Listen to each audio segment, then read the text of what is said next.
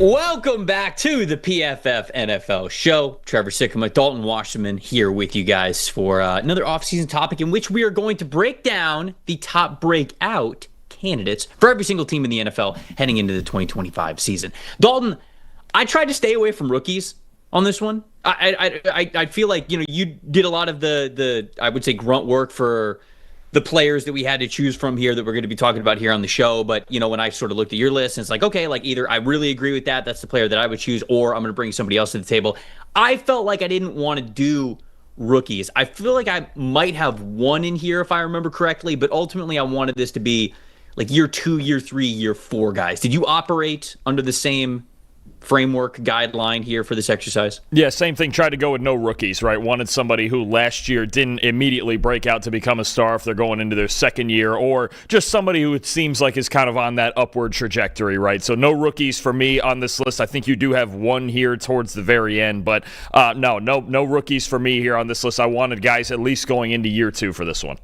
This is the first time that I've done a show with you here where we've got the full coach look. You're leaning into just the shaved head, just the buzz cut look. All you need is don't blow the whistle on the show because it won't be great for any podcast listeners. But I feel like you just need like a whistle around your neck at all times. Walking around the office, if the big man, if Chris Collinsworth sees you, he's going to see the whistle right around your neck. He's going to be like, that guy knows ball. Absolutely. So I feel like that's the next evolution for you, is getting the whistle at all times. It'll be the whistle to blow for just any opinions around me that I don't like. That'll just be it. I just don't want to hear any more of it. You can have a challenge flag with you. You can have the challenge flag. I do. I need one in the sock, don't I? I might have to. We'll have to do that. That'll look better. That'll look better when we're both in studio. If I take a flag out of my sock here and throw it to the side, it'll just be like, what is he doing? But we could do that. We could get a challenge flag too. We should get an official one. We should ask the league for some official ones.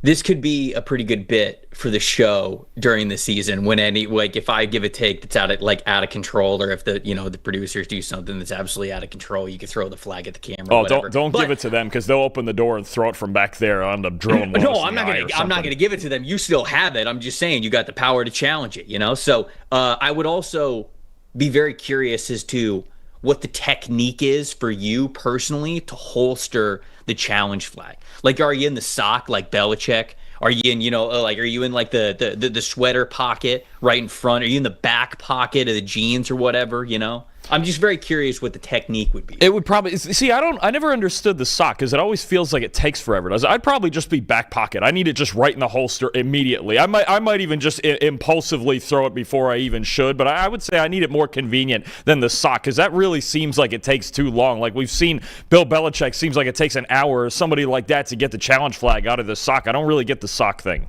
This would also be great because it's a great way for the chat to get involved. You guys can throw a red flag emoji in there whenever you're challenging one of our takes. I'm sure they throw red flags at us all the time. I'm sure of it. We need to get back. But it'd be good. I need to see it, because then we'll throw it back at them if we feel like we need to do that. It's like umpires and managers just screaming at each other, on the sidelines, where it's like, hey, can we actually just play a baseball game here? But hey, we're not here to talk about baseball. We're here to talk about breakout players in the NFL for the 2025 season. We're going to start in alphabetical order as we always do. So the Arizona Cardinals are up first. You went with wide receiver Marvin Harrison Jr. I'm sure the fantasy football players everywhere are rejoicing at this selection here from you, but it's an obvious, right? This is a guy who was picked in the top 5, somebody who we've been talking about impacting the NFL level even before he even got to the NFL when he was at Ohio State. So it feels like a little bit of a obvious one, but what about Marvin Harrison Jr. specifically it makes him the selection here for the Cardinals? I think he just really needs to take that next step, right, to being that guy for this team. I think last year he showed flashes of it, especially deep down the field when the Cardinals could work vertically, but 77.2 receiving grade in his rookie season is very good despite the high expectations for him. And that second one is the one there I want to really talk about, 80.3 receiving grade against man coverage. When you have a guy who's expected to be a generational number 1 wide receiver, he's got to be able to win those one-on-one battles, right? You've talked before about A.J. Brown being the best receiver in the league against single coverage, right? Jamar Chase, Justin Jefferson, all those guys that win those one-on-one battles at every level of the field. This is a year where they really need Marvin Harrison Jr. to become that guy and be that one-on-one weapon for Kyler Murray, right? This receiving core, it's got some talented players, but it's not all that. It doesn't have that much that much depth, right? Michael Wilson, Greg Dortch in the slot as that underneath threat, but they really need Harrison to become a true top 15 type of wide receiver this year to be the difference maker in their passing game alongside Trey McBride. We know what McBride can do at tight end. We know this team can run the football, but Harrison has to be the guy to break out. You need something like a 1,200-yard season from him at least this year for the Cardinals to be in the playoff race, along with the improvements on their defense. So I think Harrison's kind of the obvious pick here for Arizona. He's got to take that next step, maybe that we did, that we saw from Malik Neighbors and Brian Thomas in their rookie year. Harrison's got to join those guys in the top 15 to 16 receivers in the league. Yeah, I think that this is obviously the one that means the most to them, right? I mean, if he can take that next step, you're talking about hopefully this Arizona Cardinals offense being a top 10 offense in the NFL with everything that they have, the combined running game of Trey Benson and James Conner. You're hoping the offensive line's able to play a little bit better. You've got weapons, like you mentioned, with Trey McBride and guys like Greg Dortch and Michael Wilson. And then obviously if you have Marvin Harrison Jr. as that wide receiver one, if you have a wide receiver one caliber, or at least like the version of Marvin Harrison Jr. that we believe that he could be along with Trey McBride, I mean, that in and of itself is going to be very impressive. I'm going to go to the defensive side of the ball because I mainly agree with you. Like, this is Marvin Harrison Jr. making that jump is the most important player for them. But low key, of course, Dadrian Taylor-Demerson, their safety, rookie last year, somebody who I really liked coming out of the draft in 2024.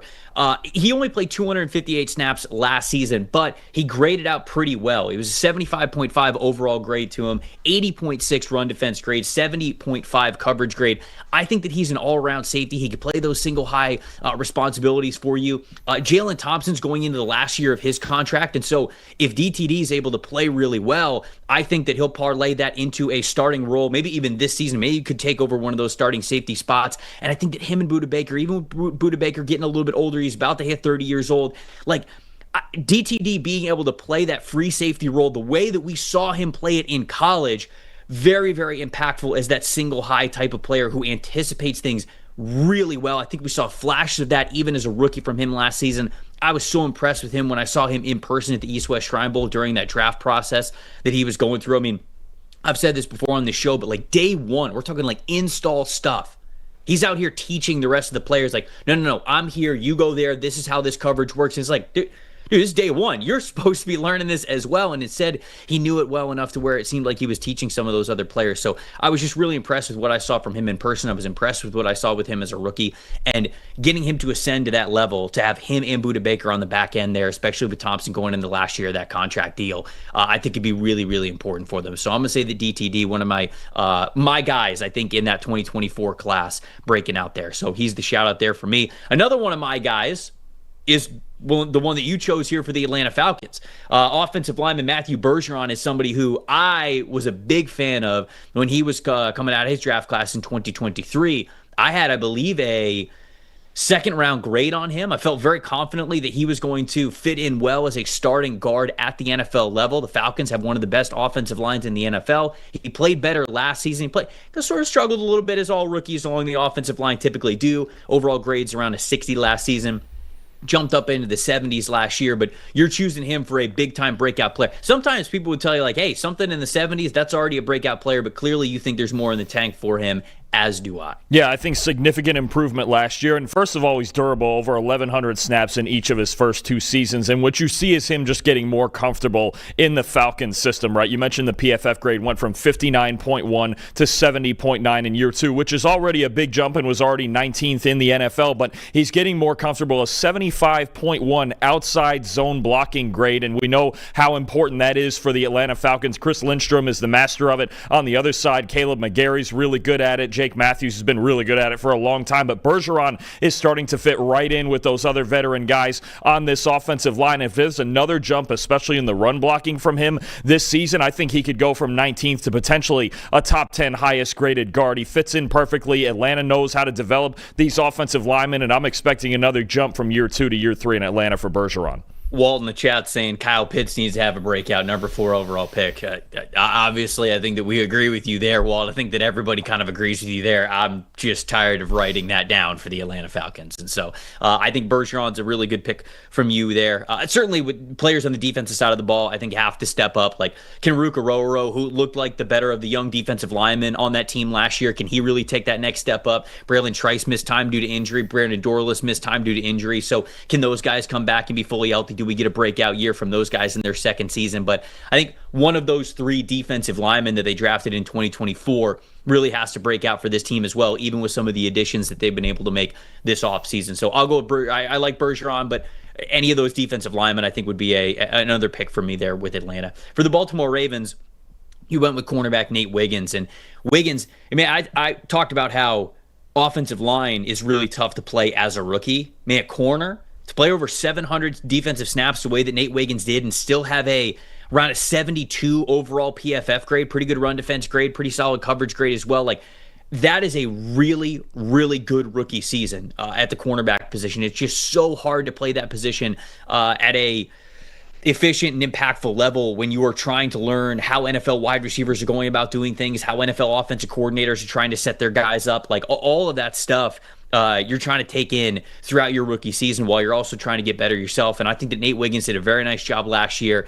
And if he is their breakout candidate, we're talking about a guy who is going to be near the top 10 in cornerback rankings for the 2025 season, given what we saw last year. Yeah, no, for sure. I mean, he showed you a lot of flashes in coverage last year. There was a few moments where it was a bit up and down, but you look at a guy who had 8 pass breakups, second on the team behind Marlon Humphrey, 84.5 run defense grades, second on the team behind Kyle Hamilton. And I think that was the question that we really had, was run defense and tackling with as thin as his build is, right? But we know he can play in man-to-man coverage. And look, not only is it a great opportunity for him to break out with Brandon Stevens leaving and going to the Jets, and now Wiggins is a clear starter, but you look at where this secondary is at right now with losing Stevens, with losing Ardarius Washington to injury, now with Jair Alexander coming in. It looks like, I would assume Marlon Humphrey now is going to play the nickel like he did the second half of last year. So this team needs Wiggins to break out on the outside, especially if Alexander is not going to be able to get through the season healthy like he hasn't been recently. Now you're talking about a guy who becomes really your number 1 outside corner with Humphrey playing in the slot. So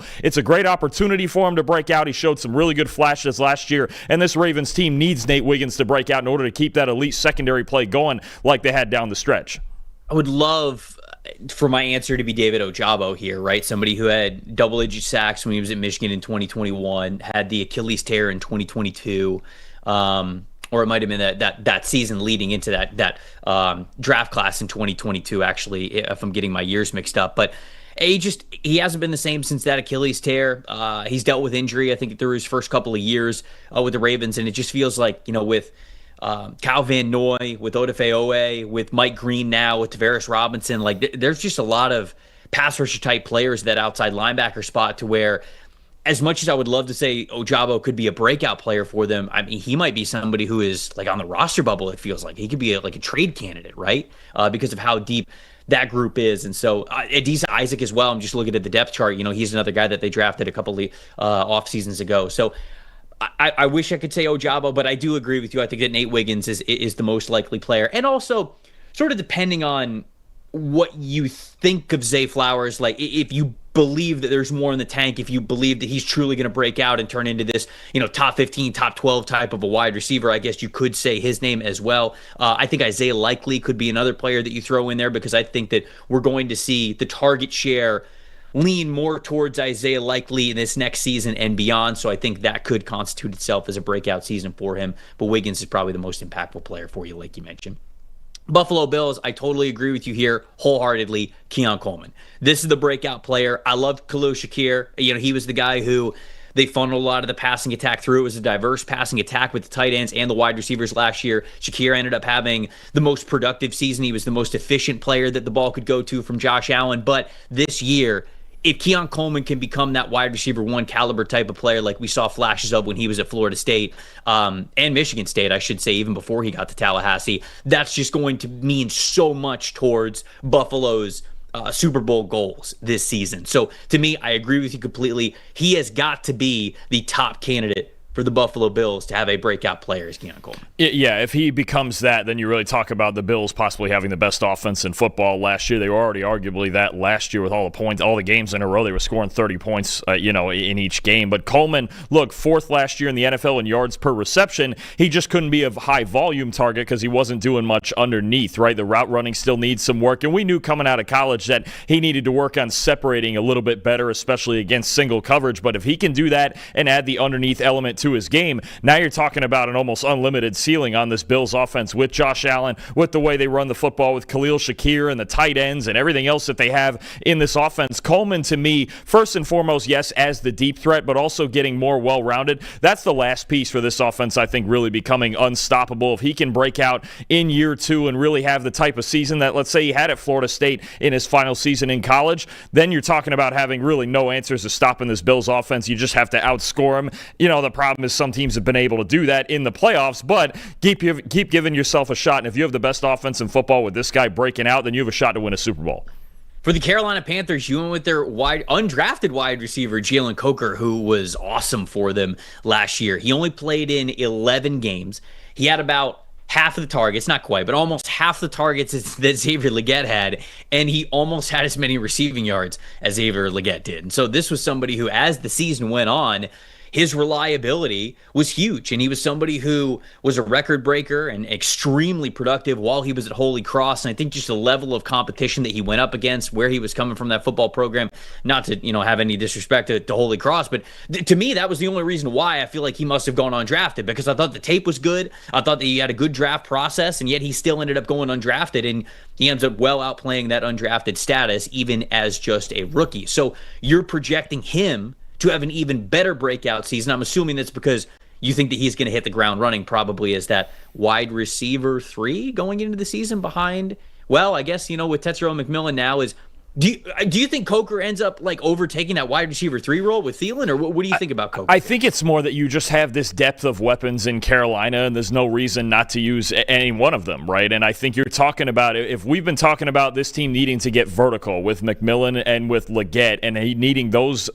types of deep threats to threaten defenses over the top, then somebody's got to benefit underneath, right? The last couple of years it's been Adam Thielen, and he's still there, but I think Coker long-term can be that guy who benefits from a lot of underneath targets, from a lot of targets that beat zone coverage, from a lot of targets over the middle of the field. I think there's going to be very clear defined roles when you talk about McMillan and Legette getting downfield, Thielen and Coker being those underneath threats. Obviously, Trevor, there's always injuries and guys who tweak things, and we've seen even Xavier Legette through his first year plus have some injury issues, but I think Coker's a versatile player. He can play inside, outside. He can work over the middle. He's very reliable underneath with really good hands. So I think when you talk about his role in this offense, maybe he won't blow you away with some sort of 1,300-yard season, but I think he's got a clear role in this offense with McMillan and Legette as the deeper threats. I'll go on the defensive side of the football, and I'll say Shaw Smith-Wade, who I think is somebody who can be a really good slot corner for them. He's smaller in build. I wondered if he would be an outside corner at the NFL level, and last year he started over 200, or he played over, I should say, over 220 snaps while in the slot. It looks like he's projected to be their slot corner once again this upcoming season. Felt like he was getting into a little bit of groove as the season went on in those last couple of games of 2024. Pretty good coverage grades at Washington State, even as an outside cornerback for his final 3 years when he was there. And he struggled last year. His coverage grade was below 50. And that's just, like I said, it's sort of par for the course when you're a corner who's getting some action as a rookie. It's just, you're trying to just take in so much information, and it's often information overload for you. So I think that a full offseason now with the Carolina Panthers, already acclimated to what the NFL life is like, and going up against different types of wide receivers, especially when you're in the slot, he is a highly competitive football player, and I'm betting on that competitiveness. I think we see a good year from him as a slot defender there. For the Chicago Bears, you went with, once again, the obvious. Not that the obvious is wrong, but you went with quarterback Caleb Williams. So Caleb Williams is the breakout player. There's a lot of reasons why this could be the case, but I'm curious. What do you think the main reason for Caleb Williams being your choice as a breakout player? Is it the coaching staff and Ben Johnson? Is it that wide receiver room? Or is it that revamped offensive line that's now in front of him? Which piece of the pie has the highest percentage of why you think Caleb Williams is going to be that breakout player for you? I think it's Ben Johnson, and I know they have all the additions around him that makes his life a lot easier, right? A potentially elite interior offensive line. You added more weapons in Burden and Loveland in the draft. There's going to be an emphasis on running the football first and foremost, but I think that's just that this offense is being built in the vision of Ben Johnson, right? And when I watch Caleb Williams, I think it really comes down to, his flaws last year came down to habits and inconsistent fundamentals. We did a breakdown on Caleb Williams last week. Check it out on the channel here. We did a film breakdown, and to me, I don't see so many egregious mistakes. There's obviously some rookie mistakes and some bad balls that get thrown, but he's a young kid, right? I see more inconsistent fundamentals and footwork and just the ability to deliver the football in a consistent way. I think it's something that Ben Johnson needs to come in and work on and get Williams to throw in rhythm. And obviously he did it with Jared Goff. He resurrected Jared Goff's career by getting him to throw on time to the right place. That's what Caleb Williams needs more than anything. Consistent fundamentals and just to be able to throw the football on time. Those are really foundational pieces of Ben Johnson's passing game. So I think he's obviously supporting him with a better supporting cast and better play calling, but I do think it comes down to just having good habits. So it's going to be a project all through the summer and training camp and preseason just to get Williams' footwork and fundamental things like that better. But I think because Ben Johnson is now his coach, there's a chance to do that. That's really where it starts, and then everything else around him trickles down from there. I'll shout out Rome Odunze. I'll say that Odunze is the breakout player here for the Bears. Now, if Rome Odunze is breaking out, it probably means that Caleb Williams is breaking out as well. But I wonder if by the end of the year, Rome Odunze is actually the wide receiver one in Chicago. Now, I don't mean that as any slight to DJ Moore. More of a compliment to Rome Odunze, and certainly what we saw from him when he was playing fully confident, when that Washington Huskies offense was firing on all cylinders in that 2023 season. Yes, 2023 season. Making sure that I get my draft years and my actual season years correct there. But when I look at Rome Odunze, the main reason why I think that he's in for a breakout year is because, one, he only had a 15% threat percentage last year. Now, threat percentage, for anybody that's sort of new to the PFF terminology, it's basically how often you are getting targeted per route that you are running. So there's yards per route run, but this is more target-based than yards and output-based. So how often is this team targeting you? 15% for Rome Odunze. That number is going to go up. It's going to be a lot closer to 20. I actually expect it to be in the 20s, maybe even as close to 25. If he's breaking out to be that wide receiver one caliber player, it's going to be right around that 25%. But I think it's at least getting over 20. So I think that in and of itself is going to constitute sort of a breakout year for them. And then the other thing is he had 5 drops last season. He hadn't had 5 drops in a single season since 2021 when he had 7 as a true sophomore for Washington. I think that just that showcased a little bit of hesitancy from him, a little bit of he was learning NFL life and how NFL corners and NFL defenses were going to go up against him. And obviously there were the struggles on the coaching side of things, the continuity side of things, the overall production and execution side of things for the Chicago Bears. Anyways, I believe that just as you believe that I almost said Bill Johnson. Ben Johnson is going to be beneficial for Caleb Williams. I think it's also going to be beneficial for a guy like Rome Odunze. So I believe that his production and DJ Moore's production is going to be pretty even this upcoming season. And I can see a world where Odunze is actually the most productive wide receiver that we have on that roster that Ben Johnson wants to emphasize in the passing game. So I will go Odunze there as my breakout player for the Chicago Bears. For the Cincinnati Bengals, you're going with cornerback DJ Turner II, who would be great, obviously, if they're able to get another good year out of Dax Hill and then a best year yet from DJ Turner. I mean, I think that would be huge for them given how athletic and versatile I think those two cornerbacks are. So what really pointed you towards DJ Turner as the breakout candidate here for the Bears? Yeah, honestly, I was kind of flipping a coin between those two players because you have similar things with both of them, right? Last year, productive years before they got hurt, right? We just need them to get over the injuries and be healthy. And you wonder about this cornerback room all of a sudden. Maybe there's not a superstar in it, but between Turner, Hill, Hill, Cam Taylor-Britt, and Josh Newton. There's kind of an arsenal of guys here if they're healthy for Al Golden to work with, and I'm curious on Turner and Newton actually, especially because they were the two last year with the highest man coverage grades for the Bengals. And you talk about Al Golden, who ran more man coverage than any team in college football last season at Notre Dame. I think this defense is going to be more aggressive. I've talked before about how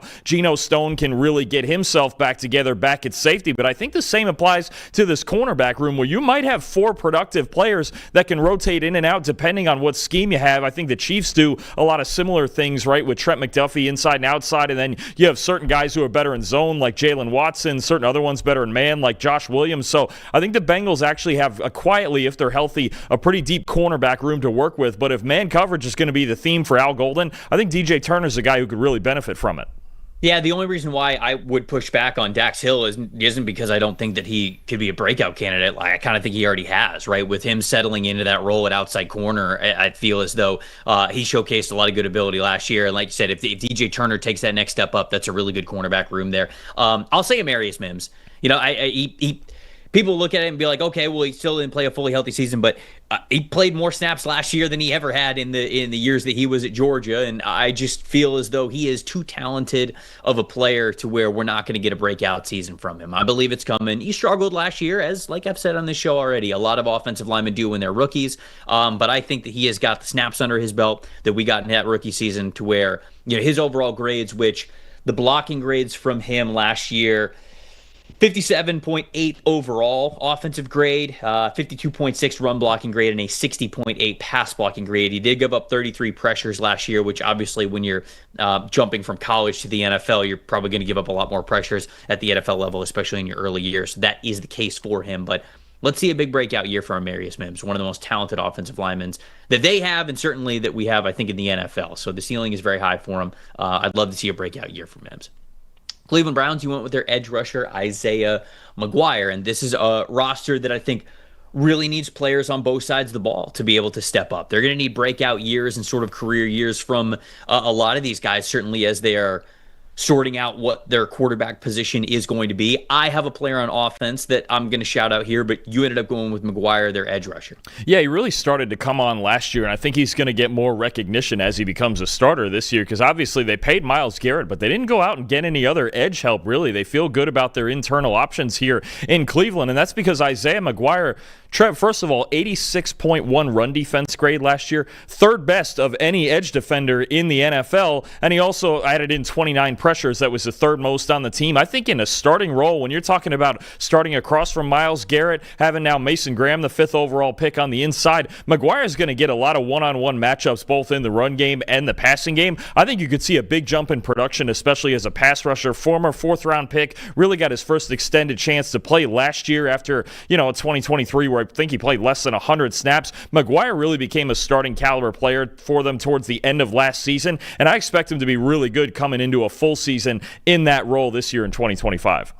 On the offensive side of things, I'm going to say Cedric Tillman. They really need Cedric Tillman to show up for them. Former third-round pick from that 2023 class, somebody who I liked a good amount coming out of Tennessee as that possession, big-bodied X type of receiver, somebody who could play with a lot of strength. And he ended his season. He didn't play a full season. He only played up until week 12. But, man, those last couple of games, these receiving grades for him, week 8 against Baltimore, 77.4. Week 9 against the Chargers, 74.4. Week 11 at New Orleans, 66.6. I mean, these are really solid scores from him. And his receiver grade jumped up from his first to his second year from a 55.4 grade as a rookie to a 65.8 in 2024. I think that we could see that number get into the mid or high 70s this upcoming season. I think there are going to be plenty of targets to go around. Obviously, Jerry Jeudy is probably going to be who they run that passing offense through. David Njoku had a handful of games last year that he was very impactful, so you know that he's going to be in the mix. But other than that, I mean, who's the next target getter on this team? Maybe it's Harold Fandon Jr., depending on how much they want to emphasize sort of that Swiss Army knife type of tight end player for them. They've got Jamari Thrash, but he hasn't broken out yet. They have David Bell, but I think that he's more of a high floor, low ceiling type of a player. They have Deontay Johnson, but Deontay Johnson's bounced around the league a ton over the last 2 years specifically.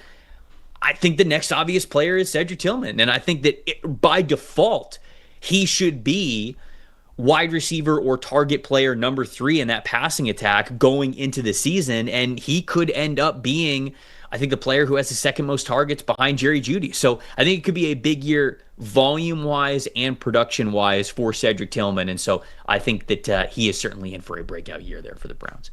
For the Dallas Cowboys, you went with their center, Cooper Beebe, who I think played really well for them last year as a rookie. What more do you want to see from Beebe, and what did you like about what you saw last year? I think it's just year 2 of being a center. Center was the only position in college on the offensive line. He didn't take any snaps, and yet you have faith in Beebe because you watch him in college and you just go, okay, he's not the elite athlete, but that guy's just a football player. He just produces wherever he plays. He was the best guard in the country, in my opinion, his last 2 years at Kansas State. He was a solid tackle when he was playing out there, despite what people think about his athletic limitations. Now he comes in at center, where he never played at Kansas State, puts up a 65.4 PFF grade, and Trev, he allowed 2 sacks in the first 2 games of the year, only 1 the rest of the way. So when you look at a Dallas offensive line that was kind of in flux at left tackle, had some young guys playing on the inside, Zach Martin was hurt and then retired now, you're talking about Cooper Beebe adding stability to a position where we didn't think they would have it last year. It was him, it was Brock Hoffman, but once Beebe took the job over, it was really stable. And I think going into year 2 of playing a position that he had never played before last year, he could be a lot better and really be an anchor for this team now, next to Tyler Smith, next to Tyler Booker, and all the other Tylers on their offensive line. I think you're talking about a guy who's very quietly going to become a solid starting center. May have already done that in his first season, but Beebe's just a football player. Loved watching him at K-State and loved the work he did in Dallas last year as well. I think that Beebe, who has certainly outplayed where I thought his draft status was. Now, I feel like the transition to center for him, he was able to do that a lot more smoothly than I thought. So all the credit to him for being able to do that. I would shout out Javonte Williams as well. I would love for this to be the breakout season for Javonte Williams, now in his first year in Dallas after 4 years in Denver. But I feel like we have been talking about Javonte Williams as a breakout candidate for a while now, and so it's getting a little bit like the Kyle Pitts conversation, like Walt was bringing up about 30 minutes ago when we were talking about the Falcons. It's sort of like, how many times am I just going to name this player just because they played really well in college and I want them to play well again? There's a lot of years in the NFL where he specifically, I think the yards after contact number is the one that worries me the most for him, because his rookie year, yards after contact per attempt, 3.42. The year after that, 3.49. Okay, solid numbers, really solid numbers after contact. Great. That third year in 2023, 2.71, and then last year, 2.40. So we're going the opposite direction now, which is not good for him, especially somebody who wins with power, who's able to play with power, who had a lot of missed tackles forced per attempt because of the power in his game, bouncing off tackles, lowering the shoulder, having that stiff arm move, all that we saw in North Carolina we haven't seen in the NFL yet. But new spot, maybe new mentality, a change of scenery can sometimes be good for guys, and gets to run behind a guy like Cooper Beebe. So maybe it's a breakout for both of those guys. The Denver Broncos, speaking of Javonte Williams' old team, Denver Broncos here. I agree with you here. I'd love to see this one. Marvin Mims Jr. It's a wide receiver room that I think after Courtland Sutton, we're looking for, okay, who is going to be that main sort of wide receiver 2 type of a player? You got Troy Franklin, you've got Devon Vele, you've got Marvin Mims Jr. They have Evan Ingram now from the tight end position. They weren't getting a lot from the tight end spot last year. Now they're going to get a little bit more of a boost there with the veteran Evan Ingram in there for them. But I like this call out here because I feel as though this offense will be at its best if Marvin Mims Jr. can be that breakout player who plays his best and has that career year. Yeah, I think he brings the speed element that nobody else in the receiving core brings, right? Obviously, Courtland Sutton can find a way to separate deep. He can get downfield, but you've got, Pat Bryant brought in as the only rookie wide receiver in a draft that we really thought they were going to attack at pass catcher. They really didn't do that aside from him, right? You got R.J. Harvey in the backfield. They're going to want to run the football, but you look at the way Marvin Mims ended last season from weeks 11 to 18, the 4th best receiving grade in the NFL, the speed to get deep there with a 97.7 deep receiving grade, and had the second most yards on screens. I think he just gives Sean Payton this element of speed where he can get deep and he can get the design touches underneath and work after the catch. I think he's just different from the rest of the guys in this Broncos receiving corps. So Courtland Sutton's most likely going to lead the team in yards again, and he's obviously their best player on the outside, but Mims is different from the rest of them from the speed and the after the catch ability that he gives them. So I think he's going to play a huge role, especially with the fact that they didn't really go out in the offseason and find another player like him to replace him, I think he's got an opportunity to make a lot of explosive plays in this Denver offense this year. Drake in the chat is bringing up a good point. Depending on what you think of Bo Nix, Bo Nix could also be the answer to this question, right? Because he had a 73.8 passing grade last season, 81.2 rushing grade in 2024 as well. I certainly think that the best is yet to come for Bo Nix. I wonder if that's this season or really if it's okay that third year he's really taking that step into we're going to start to see consistent, mid 80s, high 80s, even some elite PFF grade games from him. So I wonder if that's this year or the year after. I think even better and the best is yet to come for Bo Nix. So if you believe that it's going to be coming a little bit sooner, you could obviously see that this year and he could be the answer for you there. Detroit Lions. You went with the offensive guard Christian Mahogany, who I think would have been a great choice even before Frank Ragnow retired, right? Because now you were already in a situation where you were losing Kevin Zeitler from the offensive line last season. Now you are losing Frank Ragnow, who retired at the center spot.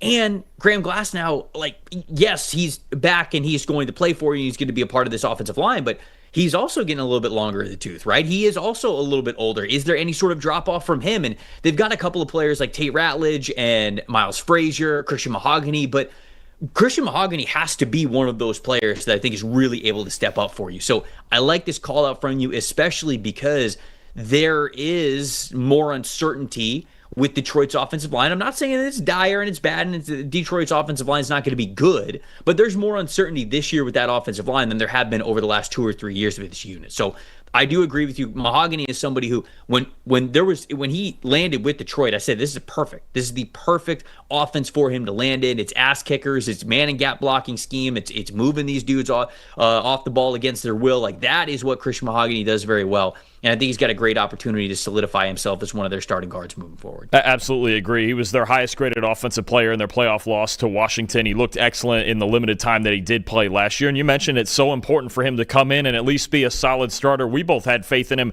coming out of the draft. I don't know about you. I think you had him close to the top 100, somewhere in there. And I'm with you on that. He shouldn't have been a 6th-round pick. He should have been something closer to a 3rd or 4th-round pick. And I thought he could have been a solid starter in the NFL. If he can at least be that, if not more, if he shows you for a full season what he showed last year, then you've got a whole different story on the interior for Detroit than we've been talking about this offseason. But this is really a big-time development here between him and Tate Ratledge on the interior, because with a quarterback who doesn't move much in Jared Goff, you're going to have to protect the inside for him. If those two guys actually as a pair can break out, whether it's Ratledge playing center or both are playing guard, however that's going to go, it's a huge development for Detroit's offensive line and can keep them in Super Bowl contention if one or both of them breaks out this year.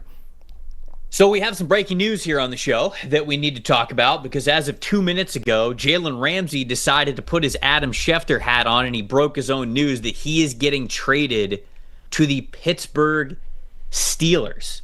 I don't see the trade compensation yet, unless you see it here. Ramsey will get a $1.5 million raise this season, right? Remember, his name was in the trade conversations this offseason because Ramsey was looking to get more money. Miami is where they currently are, and we've talked about this throughout the offseason. They're kind of in flux, right? They weren't in the business of signing people up to get paid more money. That's basically a put up or shut up year for everybody within the Miami Dolphins organization. So Ramsey sort of coming to them and saying, hey, I'm not going to play unless I get a raise. That was basically like a, hey, I want out. And I think that he knew that, his representation knew that. And so I think that we knew that this was coming and it was inevitable. But Dalton, before I find some of the trade compensation for this move, your thoughts overall about what the Pittsburgh Steelers are doing this offseason, because they've added Darius Slay, now they've added Jalen Ramsey, they moved on from George Pickens, they brought in DK Metcalf. Certainly it's a quarterback room that, it's Aaron Rodgers for 1 year. What's the long-term outlook look? It feels like the Steelers are just going all in. It really does feel like the Steelers are making these all-in moves with some of these veterans that are coming along. It's costing them a good amount to do it, but how do you think that this changes the dynamic of the AFC North, the AFC Conference, and do you have more faith in the Steelers relative to what you had for them before this move. I think it truly means now that all of the pressure is on Rodgers and the offense and Arthur Smith to put it all together, because you look at this Steelers team now. To me, when you came into this out of last season and into this offseason, this Steelers defense is really good, but cornerback was a huge weakness last year. It was Joey Porter Jr. and then a bunch of guys rotating in and struggling on the outside. And the idea was that, look, if you could just get rid of the football in a quick enough fashion that TJ Watt and those guys won't get to you, then you can tear up their secondary, because they really struggle on the outside, especially at corner. Now you look at this secondary with Darius Slay added, with JALEN RAMSEY added, with Joey Porter Jr. still as that third starter out there. I think now you start to talk about, once again, this Steelers defense possibly being the best defense in football this year. I think what should happen is Slay and Porter are starting on the outside, and Ramsey is of the full-time slot player. I think you just stay in the nickel. You have Peyton Wilson and Patrick Queen at linebacker. Ramsey, to me, he's always worked best when he can play both ways, right? Run and pass from the slot, be kind of that third linebacker slash nickel corner, and that's what makes him so unique, right? Is he can do all of those things with his size and his athletic ability. So I do think this Steelers defense has gotten a lot better. If they're the best defense in football, then you're not asking this offense to do a whole lot, but their secondary is way better than it was to end last year with Darius Slay in there, and now with JALEN RAMSEY getting in via this trade. Dude, you got some names on this Steelers defense now. Cam Hayward, TJ Watt, JALEN RAMSEY, Minkah Fitzpatrick, Darius Slay, Patrick Queen. Even now all those D linemen, Alex Highsmith, Derek Harmon, Keanu Benton, I mean, Nick Herbig. You never run out of defensive linemen. It's just last year at corner they were losing all the one-on-one matchups, and now you've gone and added Darius Slay and JALEN RAMSEY. And again, I think the fit with all three of both of those guys, I should say, starting with Porter to make that kind of the trio of cornerbacks you have. That's one of the best trios of corners in football, if not the best. Yeah, and then you have. And then you have Minkah behind them. Yeah. At free safety. They signed Juan Thornhill as well. They drafted Jack Sawyer. I think this is a good time that we're going a little bit out of order here, but I think this is a good time that let's talk about the breakout player here for the Pittsburgh Steelers, because I think that it fits now more than ever, right? You're adding another talented player on the defense around him, and linebacker Peyton Wilson. This is my LB1 in the 2024 NFL draft. No ACLs on him, you don't need him. I feel like he was able to play very well as a top linebacker when he was at NC State. Then I think it comes out during the draft process. It's like, he's got, knee damage, and he doesn't have a lot of cartilage in his knees, and he's been playing without an ACL. Like, he doesn't even have an ACL, and I don't really understand how it's possible for him to play the way that he does, but I thought he was the best linebacker in that class. I love the landing spot. I love him playing next to Patrick Queen, and I think that with this JALEN RAMSEY trade, it only gets better. And so I already very much agreed with you that this was the breakout candidate here for the Pittsburgh Steelers. Maybe, you could certainly hope that Roderick Jones or Trey Faltanu, like those guys, you definitely want them to break out as well at those tackle positions. So you kind of need that on the offensive side of the ball. But Peyton Wilson, I think he is in for a major year, especially with this defense getting even more talented with JALEN RAMSEY. And I think for me, you look at the potential of this coverage unit with Ramsey and Slay added with all the other pieces you mentioned, but Peyton Wilson's a big piece of that too. He had the 8th best coverage grade of any linebacker in football last year, and after week 7, it was second behind Zach Baun. This is someone who's a terrific athlete, despite what you mentioned about some of the medical concerns in the draft. He should have gone a lot sooner than that based on his tape at North Carolina State, but I think you're talking about a potentially elite coverage unit at all positions, right? With Peyton Wilson at linebacker, with those guys we just mentioned at corner, with Deshaun Elliott and Minkah Fitzpatrick back there at free safety. And now you look at, I think if you have a partner for Patrick Queen like he had in Roquan Smith in Baltimore, that's when he played best, right? Is when he had Smith next to him, and he just last year looked like it took him time to adjust to whatever young players were playing next to him. Peyton Wilson was next to him, and Landon Roberts, a veteran, was in there with him. But I think to have a consistent partner there, and then again, Ramsey acting kind of as that third linebacker in run defense as well from that nickel spot, it could be a better year, a bounce-back year for Patrick Queen too. But I think Peyton Wilson really could break out in year 2 now that the Steelers have seen a little bit of what he can do in his rookie year. All right, let's get back to the alphabetical order part of the list, and we're back with the Green Bay Packers here. You went with Tucker Kraft, their tight end, who I think a lot of people thought that Luke Musgrave was sort of the future at tight end, especially from the receiving side of things, but you're ended up going with Tucker Kraft, who looked much more like the starting tight end for this team in 2024. You think that that continues here in 2025? Yeah, 71 receiving grade last year, 19th in the NFL, so you're already in the middle of the pack when you're trying, in his first 2 years, you mentioned it, trying to figure out, is it going to be him? Is it going to be Musgrave? And it really became Kraft last year, and third among tight ends with 13.3 yards per reception. I think we've talked so much about what Matthew Golden could open up for the other wide receivers, and I almost decided on one of those wide receivers, but it was kind of hard for me to pick which one, and some of them had their own struggles last year. You've mentioned a lot about Dontavian Wicks with the drops, but I said, you know what? Why not Tucker Kraft? Why can't he benefit, too, from the new deep threat in town, the first-round pick at receiver for them since 2002? I think he's going to be a bigger part of this offense now that he's clearly solidified as tight end one here, and Jordan Love needs to use him as that underneath option, right? And he can make things happen after the catch. So I think Tucker Kraft could be a guy, for as much as we're talking about all the wide receivers and who's going to benefit from Golden's presence, I think Kraft is in that conversation as much as anybody.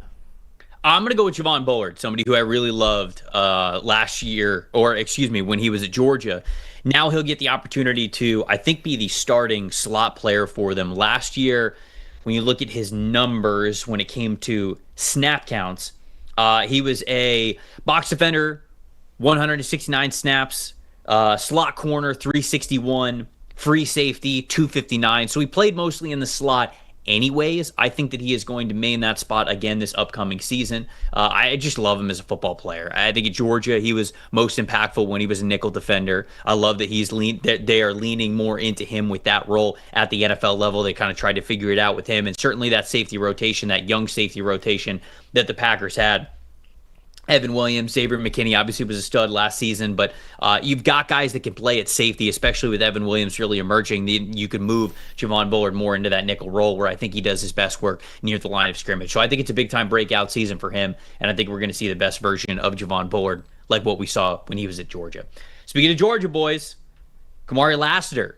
The outside corner is your pick here for the Houston Texans. I think the Texans fans are probably not happy that you didn't pick an offensive lineman because there were a lot to choose from, and yet you still went with somebody on the defensive side of the football. But Kamari, I thought, had a really good year last year opposite Derek Stingley Jr., who obviously himself had a fantastic year, was one of the best 5 cornerbacks, I think, in football. But what makes Kamari last year your breakout player here? Yeah, this was a tough one because it feels like with the Texans, what we know is good, and what we know is not great, right? But Lassiter, he played so well as a rookie last year, 77.5 coverage grade, that should say there, and 4 interceptions, tied for the most among rookies. His coverage grade was actually 3rd among rookies, behind the 2 in Philadelphia, Quinyon Mitchell and Cooper DeJean. So when you look at, you could argue he already broke out in his rookie season, but if you get anything even better than that, especially with a raise and run defense grade, you're talking about him and Derek Stingley in the conversation for best cornerback pair in the league, and this Texans pass defense is going to be nasty regardless. So I thought about an offensive lineman, maybe a Jarrett Patterson, maybe a Juice Scruggs, but I felt better with Lassiter potentially being, you could call him CB2, but it very well could be 1A and 1B with him and Stingley. I hope that it's a breakout year for Blake Fisher, who's going to get the opportunity to start at offensive tackle for them with all the changes that they had. He struggled last season. 44.7 overall offensive grade, 43.8 run blocking grade, 46.7 pass blocking grade. It was definitely a take your lumps type of a season for him as a rookie. But I did like the potential that I saw from him when he was at Notre Dame. And he was a younger draft prospect when he was coming out of that 2024 class anyway. So he was a younger player. He's only 22 years old. Even right now, he just turned 22 not long ago. And so he is a younger player. We knew that it was going to take a little bit of time for him to develop, but I think that he could be a starting caliber offensive tackle in the NFL. And so of any of those offensive linemen that Houston really needs to step up, of the guys that I think are breakout candidates, I think Blake Fisher would be the guy that I would go with. For the Indianapolis Colts, edge one, baby, Leatu Latu. You have as their breakout player here for the 2025 season. I would love nothing more than to see Laiatu Latu break out here. And so I completely agree with you wholeheartedly. What makes you think that this is a breakout year for Latu? Well, you mentioned it. We had him as edge one in last year's draft, and he had a solid rookie season. There was a few bumps, especially in the middle of the year when teams are running right at him a little bit. He was trying to figure out the physicality of the NFL game, but you look at a 72.1 pass rush grade, 38 pressures, both second on the Colts team last year, on a team that really didn't rush the passer very well. So they really need the breakout from Latu. And something I thought about, too, with Lou Anarumo coming in as their defensive coordinator, and I know he was further along in his career, but you think about what he did with Trey Hendrickson when he got to Cincinnati as a stand-up edge rusher and the player that he's become. I just wonder if he can unlock the same sort of ability with Laiatu Latu. This team, they haven't blitzed much in the past. Anarumo's probably going to mix it up more than they did before, but Latu's going to be a huge piece, maybe the piece of their pass rush. When you talk about Kwity Paye not really giving him what they've needed through his first few years of his career, DeForest Buckner's getting a little bit older in the middle. Latu really needs to break out as that guy, but under Anarumo, he could do that.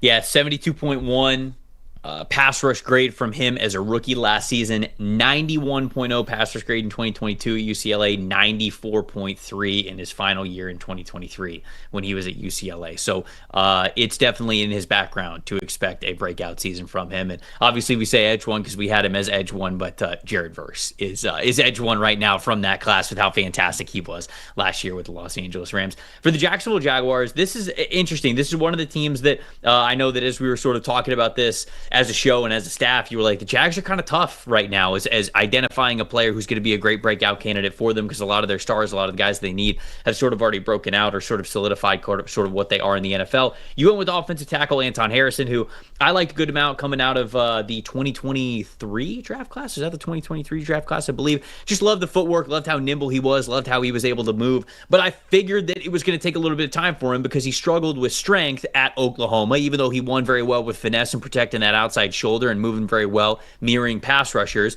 He struggled when they just went straight into his chest and bull rushed him and gave him those long arm moves and just were able to overpower him a little bit easier. And that only gets more difficult when you get to the NFL level. So I figured it was going to be a little bit of time. This does feel like the timeline set up correctly for it to be a breakout season for him. I would love to see it, but what did you see from Anton Harrison or some of the numbers with him that make you think that he is a breakout candidate for you? Yeah, you really wanted to see him improve in pass protection, right? And especially for a guy in Trevor Lawrence who struggled under pressure throughout his career and got hurt last year at the end of the season and missed the last few games. And I think we started to see that from Harrison on the right side there. And also, you know, his first year and his first 2 years really playing a position that he wasn't used to in right tackle. But 70.4 pass blocking grade after a bit of a struggle in the first 2 weeks of the season. Slowly getting better. I don't think he's going to break out into being a Trent Williams type of superstar or anything like that, but any stability Harrison can give them at right tackle in year 3 while they're also figuring out this interior would be huge for Trevor Lawrence, right? Obviously, too, Liam Cohen's play calling and his ability to get the ball out of Lawrence's hands a little bit quicker is going to play a big factor, but Harrison becoming a more stable presence on that right side would be a huge help for this offense. We now have the compensation for the Jalen Ramsey trade. Did you see it? Did you see what it is? This is throwing me off. Now it gets weird. Now things get really weird. This is an NBA trade, baby. Jalen Ramsey straight up for Minkah Fitzpatrick. I don't think there's any draft compensation at all whatsoever. It's just your guy for my guy. Pro Bowler for Pro Bowler. So I guess, you know, Ramsey, you talked about him playing in the slot. I still think he's going to play plenty in the slot, but like now he gets to play, I feel like the role that he played at times when he was in Los Angeles, where he was sort of this safety. He was a slot defender. He was an outside cornerback for you, but this frees things up for Ramsey to be absolutely worth the compensation that they're paying for him, because I think he's going to help mitigate that safety spot with them trading Minkah Fitzpatrick. So Minkah Fitzpatrick going back to Miami.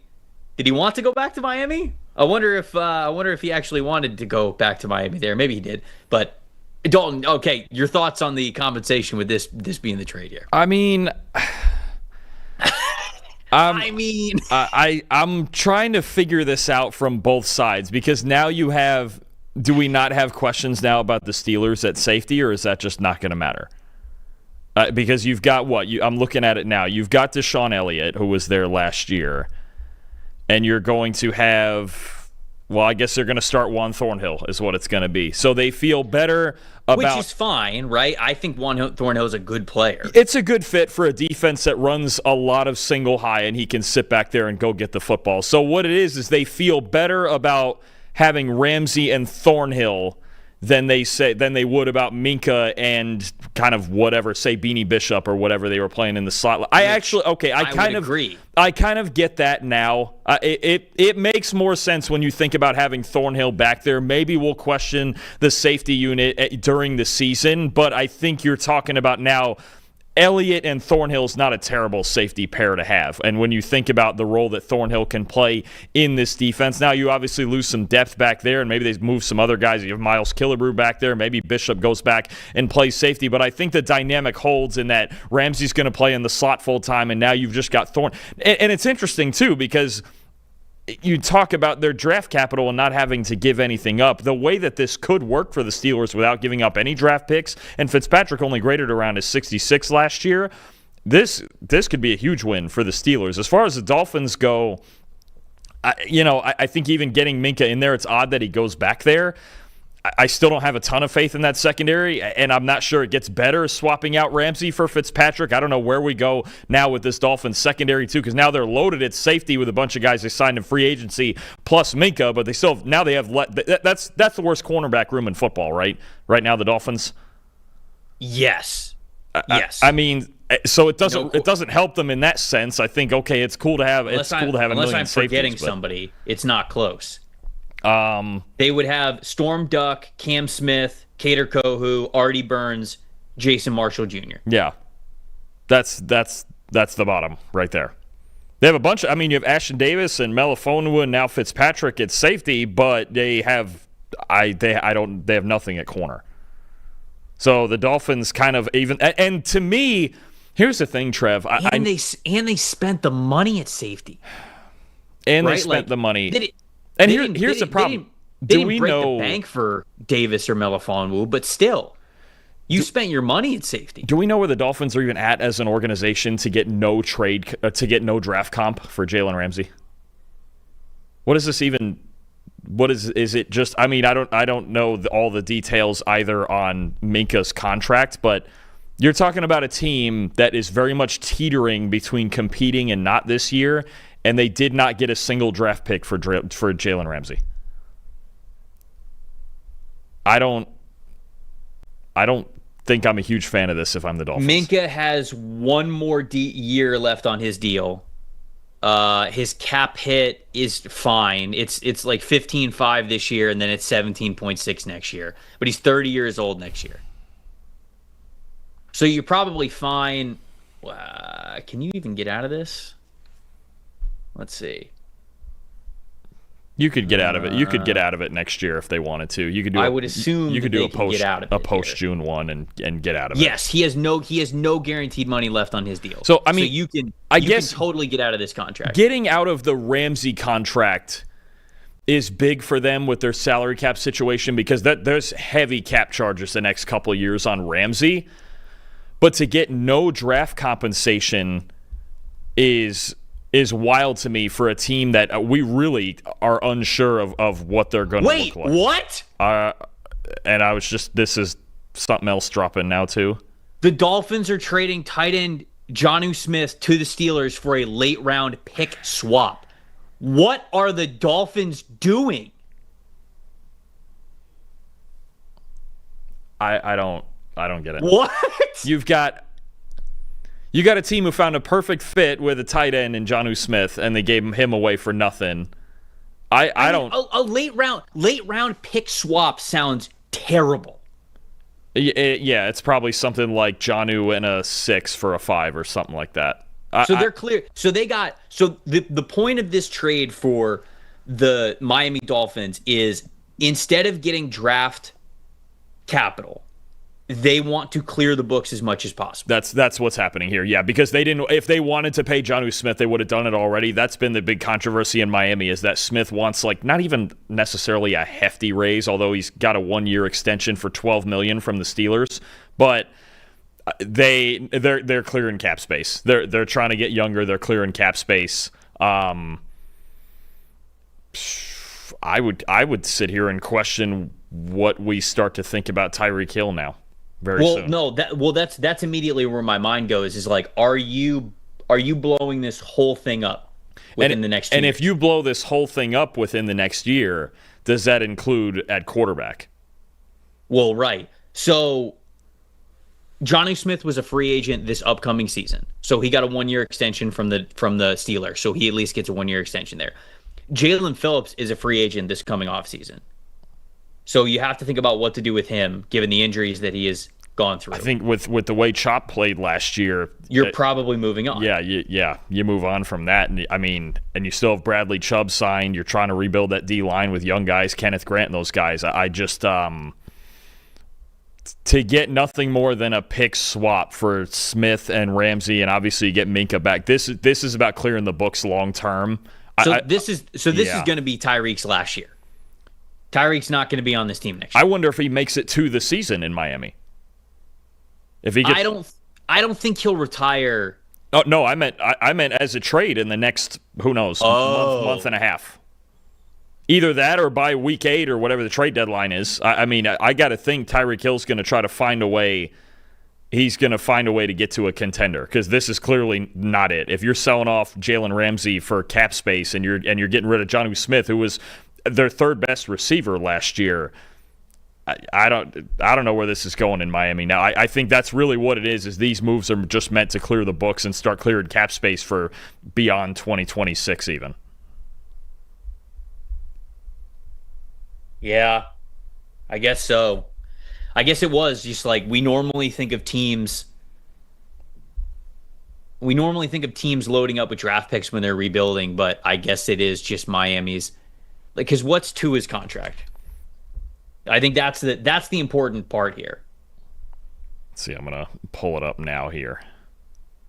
Because even with whatever they had done this offseason, they were still, before these trades, sitting with the 5th lowest cap space in the league. So Tua has a $39 million cap hit this year. He's uncuttable.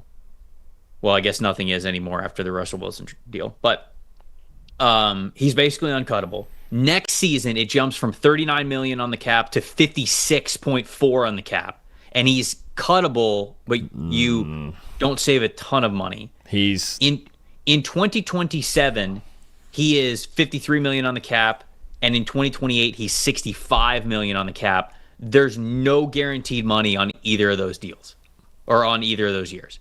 He then has 2 void years after that. So this right now, so I think the move to get out of the Jalen Ramsey contract and to move on from Jonnu Smith showcases that you're not paying the player that was very productive for you, and you're getting out of it.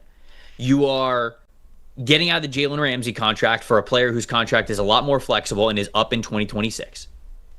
Tyreek Hill is also a free agent in 2026, so whether he's traded or not, he is off the book. So Minka Fitzpatrick and Tyreek Hill.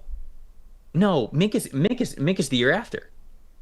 So, anyways, yeah, but you could get out of Minka's contract after 25. Yes, you can. Yeah. So this is basically coming down to 1 year from now, next offseason, you could have Tyreek Hill's contract, Jalen Ramsey's contract, obviously, Jonnu Smith not re-signing him, Jalen Phillips not re-signing him, Minka Fitzpatrick deal out, and Tua's deal out.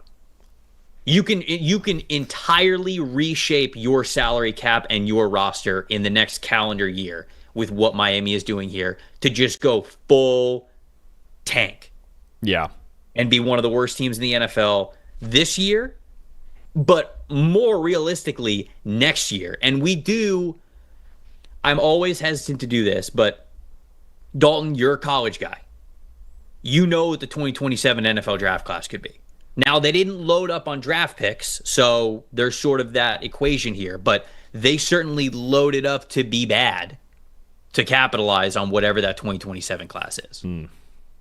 So that's sort of my galaxy brain right in the moment thoughts here. I'm with you. I think the bigger question is is it 2026 they're building for? Is it 2027? Because really, cutting Tua in 2026 doesn't help him a whole lot. It helps him in future years beyond that. Because I think it's a very low likelihood, extremely low likelihood that he's their quarterback beyond 2026. And you mentioned it's possible that 2025 could be the last year, especially with all the injury woes. But no, this Dolphins team looks like they're tearing it down right now. And if I was making a prediction right now, I don't know if it'll be preseason or by the trade deadline. I think we see Tyreek Hill traded though. By the deadline, what is it, week 8 or week 9? I think we're gonna see him traded by the time November comes around. Yeah, and I do wonder if so. The draft pick compensation, the pick swap here was a 2027 7th rounder to the Pittsburgh Steelers, and then the Dolphins do in fact get a 5th rounder in 2027 back. So they jump up 2 rounds in 2027. If they are going to trade Jalen Phillips or Tyreek Hill, who I think are their main trade pieces now, if they're going to trade them, I would be pushing to get 2027 draft capital instead of 2026. Oh, you're going right with it. You're just going to go right to load up. You're trying to get DJ Lagway down the street in Miami? Is that what you're trying to do, or what are we doing here? You're trying to get some quarterback, right? Especially if you believe that Arch Manning is not going to be in the 2025 class or 2026 class. Because if you and I can have that conversation. I think that's for a different podcast episode because it's a lot deeper. But if you think that Arch is not going to be in 2026, who are the quarterbacks that are going to be in 2026? Or 2027, excuse me. Arch Manning, DJ Lagway, Dylan Raiola.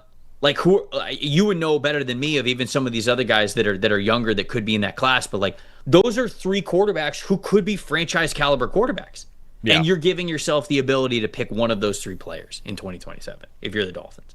Now, do teams operate like that? Sometimes I feel like they do, and sometimes I have to sort of like control myself and be like, okay, Trev, this isn't Madden. Like you can't just be thinking about 2020. Like it's not like the NBA, the idea is though, whether it's 26 or 27, I don't think they're aiming for 27. What they're aiming for is flexibility. Say this year, let's even say this year coming, if they like somebody like Sam Levitt or Garrett Nussmeier or whoever else pops up in 26, and they have at least they have to maybe eat Tua's contract or let him ride out one more year as a bridge guy, then so be it, right? I think you're talking about a team now that's given themselves the flexibility to go, we can contend when we feel the time is right, as opposed to their cap situation before these trades and going, hey, we're stuck until we're not. They got out ahead of it, which in that sense you can give them credit for, and being flexible. If they want to do it in 26, cool. Then go ahead and compete or find a new quarterback or reset, however you want to do it. If they want to tank it out for one more year and go to 2027, that's the one thing these trades give them, is the flexibility to do it. I would just, again, expect that Tyreek Hill is going to get traded soon or possibly during the season to further open that flexibility. This Dolphins team has made very clear the direction that they're going in. Yeah, I agree with you. I think that's a better way to look at it, is just having total flexibility, I think, over 2026 and 2027, whichever route sort of behooves you more. And right now, they're very much clearing the books. And Charles in the chat saying, like, moving on from expensive aging veterans doesn't mean that you're tanking. Why would you be hyperbolic here? And I'm not trying to be hyperbolic. And you're right. It doesn't mean that they're necessarily tanking, but you moving on from Jalen Ramsey and picking up Minka Fitzpatrick means that you probably have the worst cornerback room in the NFL. You moving on from Jonnu Smith for nothing more than a 2-round pick swap means that you're getting rid of an offensive piece that was basically your most productive offensive piece. All right, so one of your more efficient is probably a better way to say it. Offensive pieces last year with a receiving grade above 80 with Jonnu Smith. So, like, yeah, you still have Tyreek Hill. You still have Jalen Waddle. You have Malik Washington, which is funny. Like, Malik Washington was actually my breakout candidate that I was going to shout out for the Miami Dolphins anyways, and now I think that that's more the case. But they are not exactly, especially for a quarterback like Tua, who we've often talked about, is like, hey, you got to have a good group around Tua. Like, you've got to have a good offensive line. You got to have good weapons. And if you do that, he's got the talent to be able to facilitate for you and make some big plays, especially in Mike McDaniel's offense. You're hindering his ability to do that at this point. So that's why it's like, okay, tanking, maybe not the word tanking, but you're not really, in a make or break, win or everyone gets fired season, you are, like, the Miami Dolphins are absolutely worse today than they were yesterday. for competing for the 2025 NFL season. And you already had the general manager, all the coaches, and the current regime in which the direction it is pointed. All of that is on the hot seat. So again, you're right. Tanking, maybe not the word. Flexibility, the word, the way that Dalton said it, I totally agree with. That's probably the way that they're doing it. But you can't look at this and think, oh, the Dolphins are doing this in a way where it makes their team better. I think that it's them looking at their current situation and not loving it and just trying to be as flexible for whatever a rebuild is as possible. So, do we want to do what we did before and skip ahead of the Dolphins? We want to get a little positive here. We'll skip ahead and then go back again. We're just going to be all over the place today. Why not? Sure. Yeah. Let's do the Miami Dolphins. I already said that Malik Washington was going to be my breakout player because I thought that he had a chance as their slot receiver, somebody who I really enjoyed watching in person when he was at the East-West Shrine Bowl. Love the separation skills from him. Don't think he's an outside receiver, but I think that he's somebody that could really help you as a mismatch player who creates separation very, very easily. I saw that in person. I saw that at Virginia. He was one of the highest graded receivers that we had in college football during that 2023 season. He would be my breakout player. Now he is even more so that Johnny Smith's targets are no longer on the team. And then you went with Chop Robinson, who I think if he has a big breakout year, you're right. You start thinking about, hey, is Jalen Phillips going to be one of those players that they also put on the trade block when the middle of the season and the trade deadline comes around, along with potentially Tyreek Hill, depending on what their win-loss record is? Yeah, no, I think what you're looking at, the theme here, and let's start with Robinson. You're talking about a guy who led the team in his rookie season in pass rush grade and pressures, and he wasn't even supposed to be starting last year. You mentioned the injury to Phillips. You had Bradley Chubb hurt also. There was times when Robinson was really the only legitimate pass rusher out there, and if it wasn't for Jared Verse, I think we'd be talking a lot more about him as one of the better, or I should say one of the best rookie edge rushers, if not the best one. But Jared Verse had a historic season out in L.A., so we kind of forgot about Chop. But I think when you're looking at this Dolphins team now, and there's a theme here, you're looking at Malik Washington at wide receiver, maybe a player they can develop into a solid starter, right? Chop Robinson off the edge. Somebody like Patrick Paul at left tackle, I think also is a guy they would love to see break out, but they suddenly are going to have a lot of needs at key positions in the next year or two, right? Wide receiver, left tackle, quarterback possibly, right, with the Tua situation we just talked about. Corner for the Dolphins is maybe the biggest need in football right now, but if Chop Robinson can be their top pass rusher, and especially with a healthy Bradley Chubb on the other side and Kenneth Grant on the inside, it makes life at least a little bit easier long-term on the defensive line. So what he showed you in his rookie year was really good, and he's going to be a hugely important piece over the next few years for the Dolphins. All right. We'll take a little bit of a deep breath here as we talk to you about our friends over at Fabric by Gerber Life, and we'll get to the second half of the breakout candidates list that we have for the rest of the teams as we get back in order here. But to all the parents out there, a question: what's your child's future success look like for you? Maybe it's them getting to travel the world, them owning their own business, them just living in their own house, very comfortable, living a very happy life. Whatever that looks like, you can help them right now achieve that, no matter how old they are, with a kids investment account from Fabric by Gerber Life. Fabric by Gerber Life was designed by parents for parents to make it easy to plan for and manage your family's financial path. This kids investment account from Fabric, with it, you can start investing in your child's future today. Kids can't invest while they're minors, but you can invest on their behalf and give their investments more time to grow, especially if they're younger. It's all online. Setting up an account could take you as little as just 5 minutes, and then you just manage your child's account right from their phone. It doesn't have to be when they're older either. If you need some help or if you need to dip into those funds for music classes, tuition, tutors, sporting events, whatever it is, you could do that. And then when they're older, maybe it is helping them buy a first car, start a business, buy their first house, whatever that looks like. Join the thousands of parents who trust Fabric to help protect their family. Start investing in your child's future today at meetfabric.com/PFFNFL. That's meetfabric.com/PFFNFL. Portfolios are managed by Fort Washington Investment Advisors Incorporated. Additional services provided by Apex Clearing Corporation. All investing is subject to risk. You can learn more at meetfabric.com. We're on to the Kansas City Chiefs, and I do agree with you here. Safety Jaden Hicks, somebody who I had high hopes for, had him as a top 60 player. I can't remember if I had him in the top 50 or not, but I did like Jaden Hicks quite a bit. I think it was right around like 54, 55 on my big board when it was all said and done. Somebody who I think could play as a free safety for you, but I think he does really good work as a strong safety coming downhill in those robber roles, those strong safety roles. I think he landed in a really good spot in Steve Spagnuolo's defense, and I also expect for him to be a breakout candidate for them, especially for a team that likes to utilize three safeties. I think he's going to be a major part of that rotation moving forward. And I think you just said it right. I think it's an underrated story in Kansas City. Justin Reed left and went to New Orleans in free agency, and between Jaden Hicks and Shamari Connor, there's going to be that void that needs to be filled by one or both of them. But Hicks was really good in his rookie year, one of the best tacklers in football. I think you mentioned it, that physicality that he brings to the back end and in run defense, and to help out those linebackers on the second level and then drop into those curl flat areas in zone coverage. I think Steve Spagnuolo, look, this team, we've seen it with Brett Veach drafting him and then Steve Spagnuolo finding ways to use these guys in their optimal roles in the secondary. Jaden Hicks is just another one of those guys. Seems like the Chiefs get him once a year. It's like, oh, there's another day 3 defensive back who's playing well for him. It was Connor the year before. It's been Jalen Watson. It's been Josh Williams. It's been everybody else in that secondary you can think of. I think Hicks is going to play a big role in this defense. That whoever they replace Justin Reed with, or if it's a group setting there with Hicks and with Connor on the back end, it's going to be really important for this secondary. But Hicks was awesome in his rookie year, and I expect even better in year 2.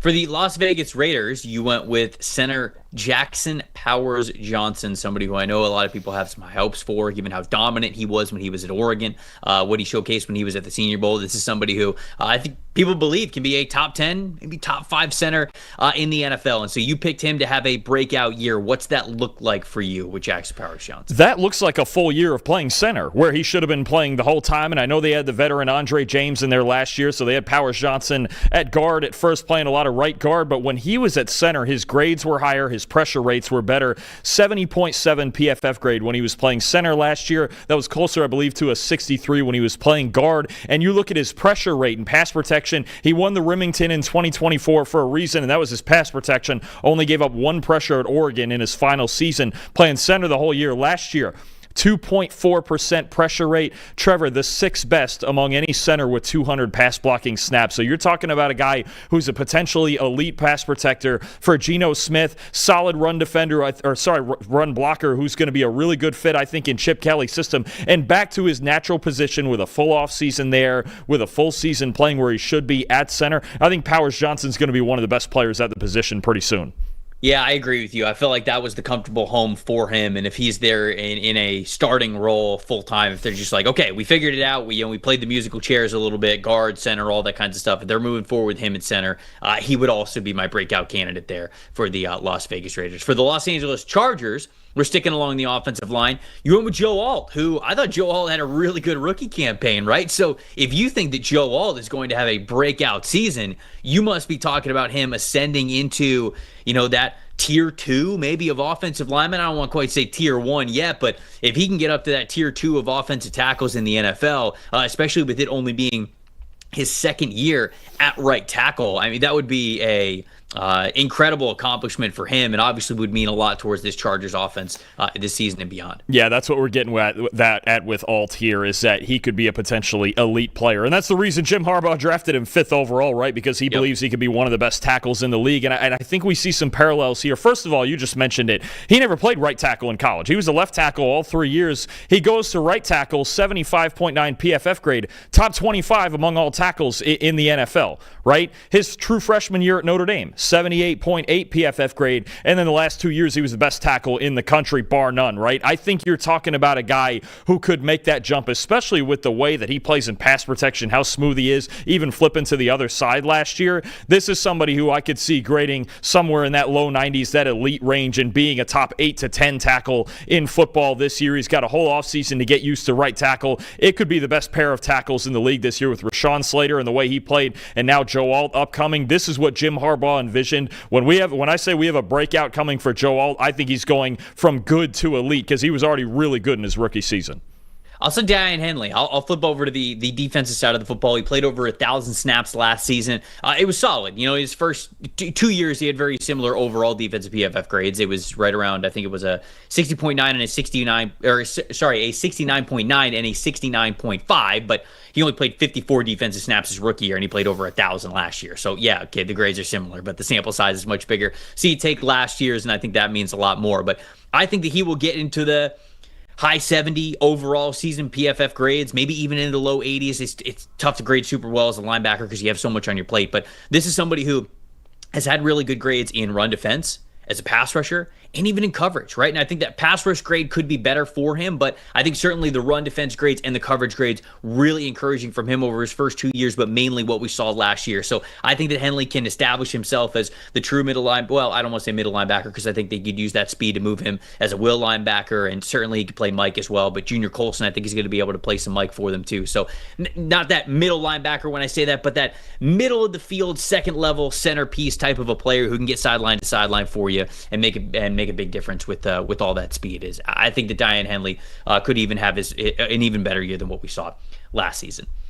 The Los Angeles Rams, sticking along linebacker, you went with Omar Speights, who undrafted last year. What a gem he was for them. Played a ton for him and played really well, especially for a guy who did not get drafted for them last year. You think that we've got even more in the tank here for Omar Speights after earning that starting role last offseason? Yeah, they didn't really do a whole lot to usurp him from any sort of starting role that he took over last year. Obviously, Chris Paul, they got late in this draft, and I think that was a steal. He could eventually be a starter alongside him maybe, but Speights was really solid. Look, he broke out in the preseason last year. He was really good. Spent the early part of the regular season on special teams, and then broke out, I think, as a starter for him as a really good run defender, especially 77.6 run defense grade. And I got a fun fact for you, Trevor.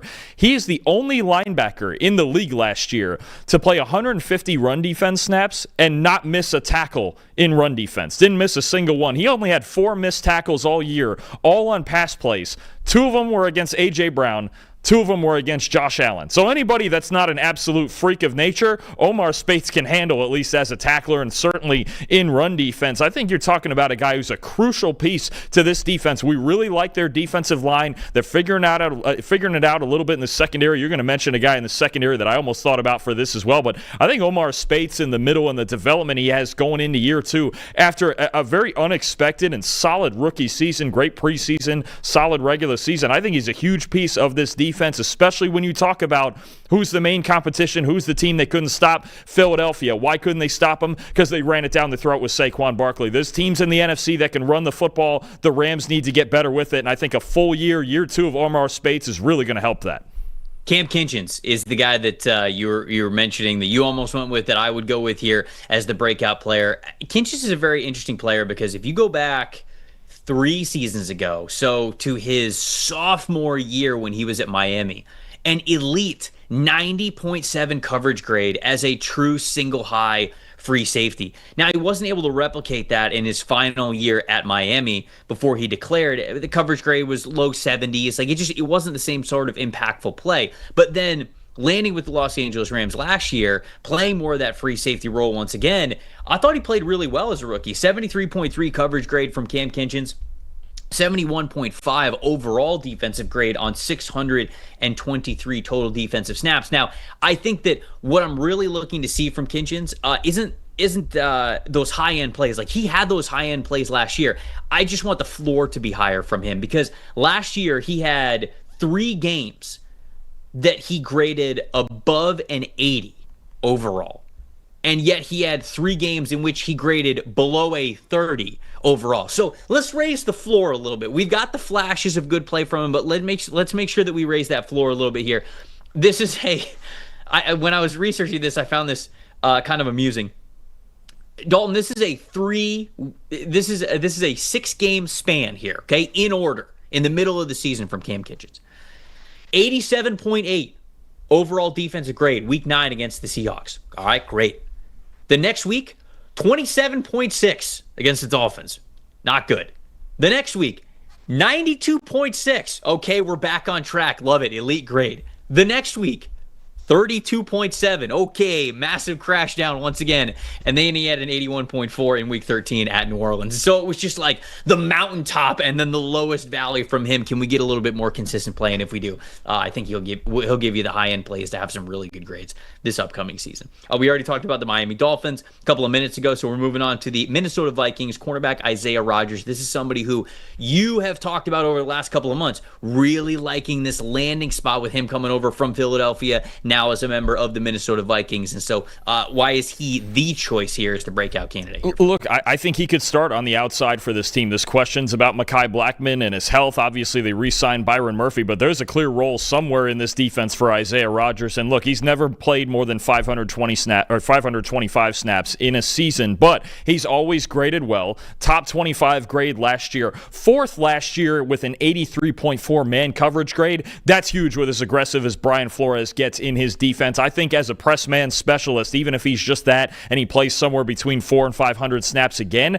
I think Rodgers has a big-time role in this defense for Flores. If he becomes a starter and he plays somewhere between 800 and 1,000 snaps, great, but he's always had the ability. He's had some issues where hasn't been a starter, had the 2023 gambling suspensions, but he certainly has enough talent to start in this defense, and I think he's a really good fit there with Brian Flores and all the man coverage he can play in that defense. Yeah, and another player, I'll stick at corner. Mekhi Blackmon is somebody who I think could have a major breakout season for them. I mean, he played 4 years at Colorado, and then he played that 1 year at USC. Elite 91.1 coverage grade from him in that final season. I believe it was the 2022 season there because he was in the 2023 draft class. And then in that 2023 season as a rookie with Minnesota, he played 434 total snaps, had a 71.8 overall defensive grade, 71.8 coverage grade. Didn't miss many tackles either, so he was very reliable when he was tackling. We didn't see him at all last year because he tore his ACL about a year ago. It was right in July as training camp was sort of ramping up for these guys. And so we didn't see him at all last year. But you mentioned Rodgers has an ability to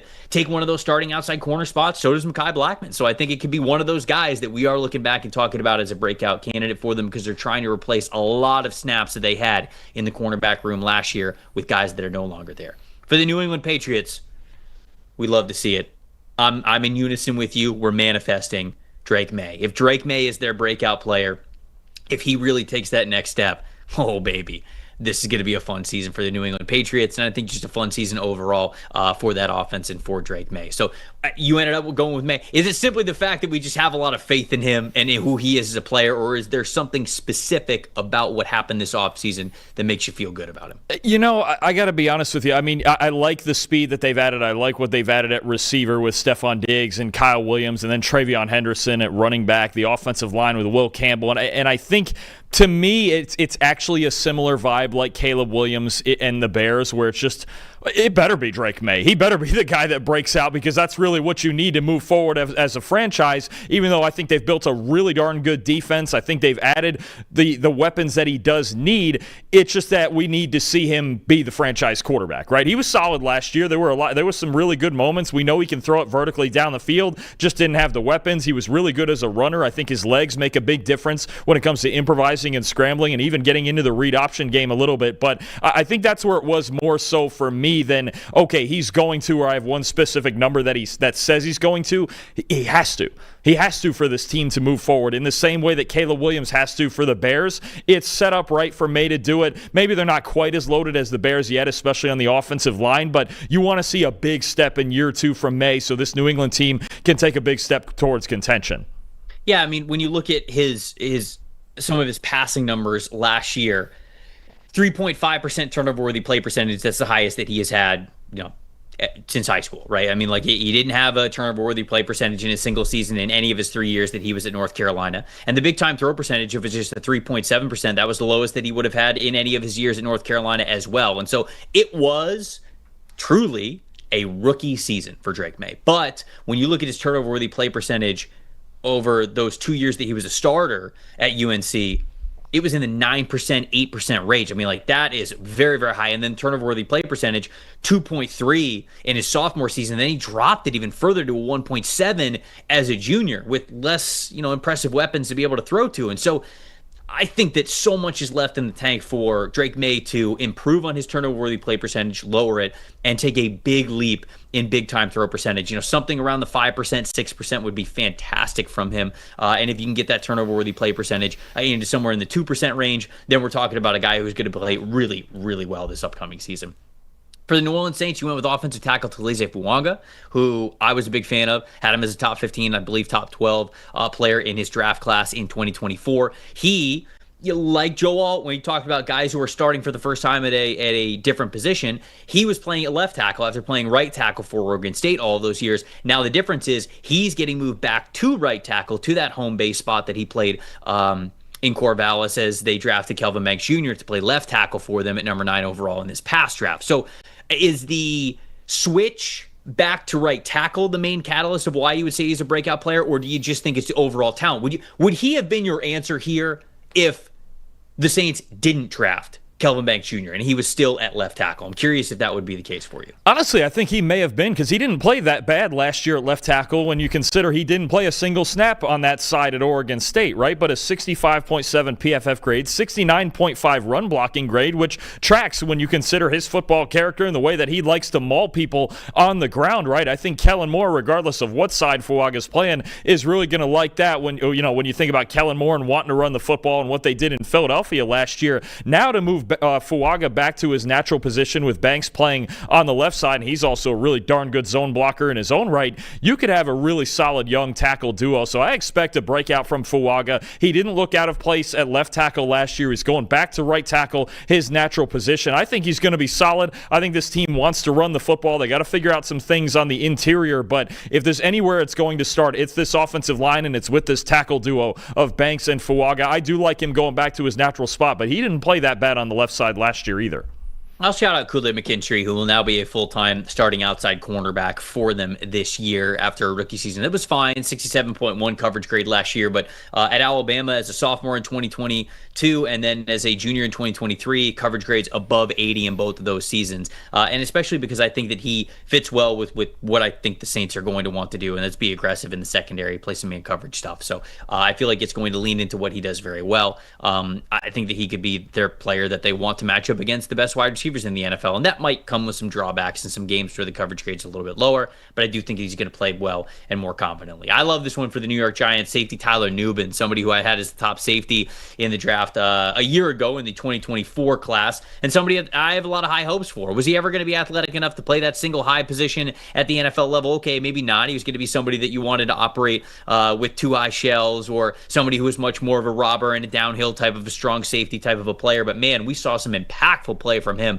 when he was in that role in Minnesota, and I think that we could see a lot more of it this upcoming season. I think you mentioned it right. It's a similar dynamic I've talked about earlier in the offseason out in Denver with Brandon Jones and Talanoa Hufanga really complementing each other. I think this is the complementary part of getting Javon Holland in there. Not only is Javon Holland one of the best free safeties in football, but you get Nubin down in the box more. 76 run defense grade last year, third best among rookie safeties, and he was starting for most of the season, playing more than those two guys ahead of him. So I think when you look at what Nubin can bring, you just mentioned it, in the box, that extra linebacker, strong safety, playing down closer to the line of scrimmage in coverage. I think having Holland back there as the center fielder, we've talked so much this offseason about this Giants secondary, right? They're hoping for better from Deontay Banks. Drew Phillips had a really good rookie year. Holland, the addition. Paulson Adebo at corner. We haven't really talked about Nubin much, but I think Holland being in there next to him and taking over that single high role in a defense that likes to play single high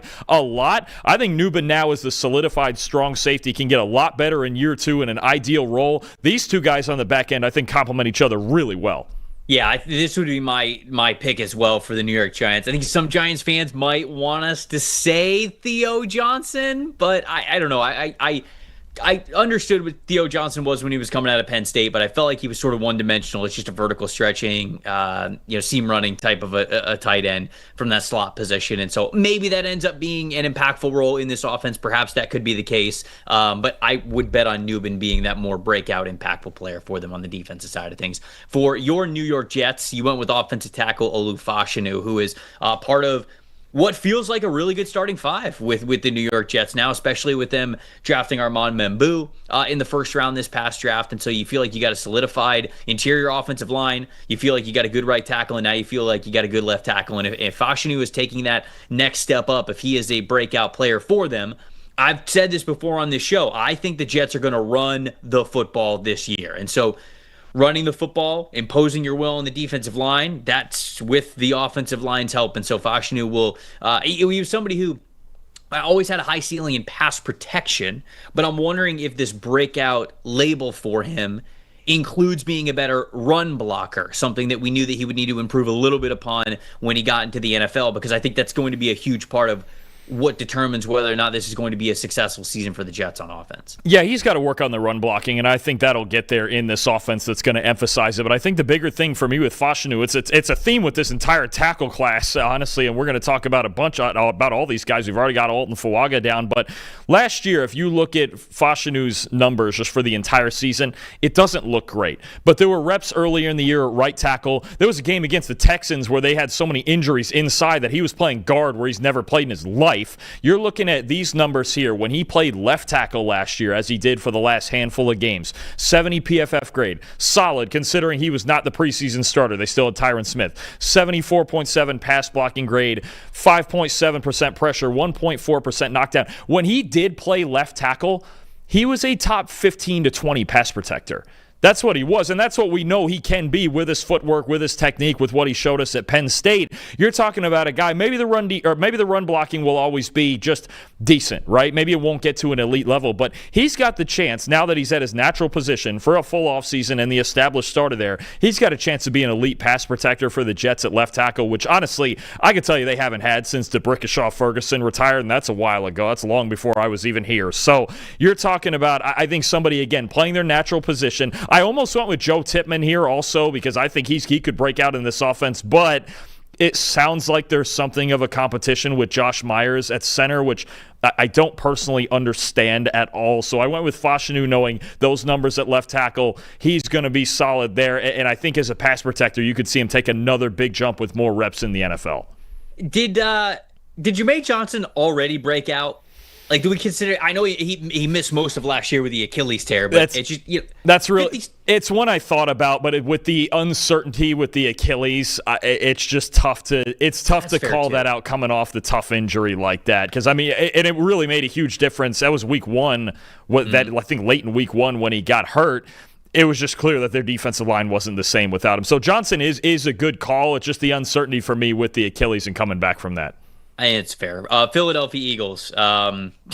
Which player is going to break out for the Philadelphia Eagles here? You went with defensive tackle Moro Ojomo, who was a versatile dude coming out of Texas. He could play inside, he could play out. You feel like he's going to really take the next step this year. Why is Ojomo the choice here for a very talented Eagles roster? I mean, they just keep recycling, right? And when you talk about Milton Williams leaving, and he was really the pass rush complement to Jordan Davis, right? When you think about their base defense and Jordan Davis and Jalen Carter being the starters and Davis really being a big, massive run defender in there, once you get the rotation going with these pass rushers, Ojomo's going to be the guy now. 82.4 pass rush grade last year, very quietly sixth best among defensive tackles. So you're talking about now Carter and Davis on rundowns, Carter and Ojomo on passing downs, and the Phillies. Now I'm thinking about the Phillies with baseball. The Eagles are going to be much more, I think they're going to be looking to get ahead of teams again with the run game, with their defense. And when you get Ojomo in these obvious passing situations with all of the pass rushers that they have, he's going to have another really good season, I think, because he's not going to be relied on to play that 3-down role. But with Milton Williams gone, he's going to take over that Milton Williams role.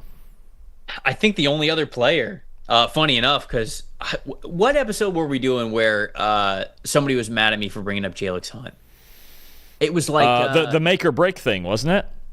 Was it the make or break one when I think I had Nolan Smith and somebody brought up Jalix Hunt, something like that? I did. No. I brought up Jalix Hunt just because, and it was funny because the context in which I brought him up was the Eagles roster is so talented and they bring in so many edge rushers so often that it was sort of like when you get your year to start, if you don't take advantage of it, the Eagles are very quickly going to try to find somebody else who is better because that's just what they do. They either trade for it, they draft a player like that. Like, they're never going to be disappointed, or they're never going to be able to say they didn't do enough to be good in the trenches. So I brought up Jalix Hunt as this was a big year for him because I think that he could be really good for them. And then he's and if he doesn't play well this upcoming season, I could see them getting more aggressive to get somebody else in there at that edge spot. And I can't remember who it was, but somebody was like, how are you saying that? Like, he was as good as a rookie. And in fact, like, I would bring up Jalix Hunt's name for this exercise as well. He could be a major breakout candidate. Only 19 total pressures last year, but